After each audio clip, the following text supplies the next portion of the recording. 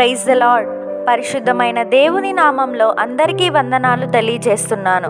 ఈ అమూల్యమైన దినము కొరకు ప్రభు అయిన దేవుడు పరిశుద్ధ గ్రంథంలో నుండి మన కొరకు ఇచ్చిన వాగ్దానం, అపోస్తులుడైన పౌలు ఎఫెసీయులకు రాసిన పత్రిక 1వ అధ్యాయం 14వ వచనం. దేవుని మహిమకు కీర్తి కలుగుటకై ఆయన సంపాదించుకొనిన ప్రజలకు విమోచనము కలుగు నిమిత్తం ఈ ఆత్మ మన స్వాస్థ్యమునకు సంచకరువుగా ఉన్నాడు. ఆమెన్.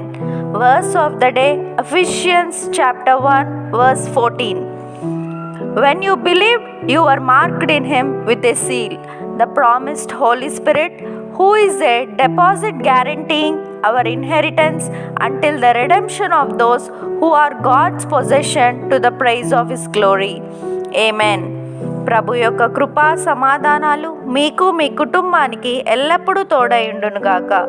ఈ వాగ్దానం విన్న మీ అందరికీ ప్రియమైన యేసు నామంలో శుభములు తెలియచేస్తున్నాను.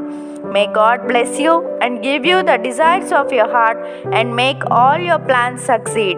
Amen.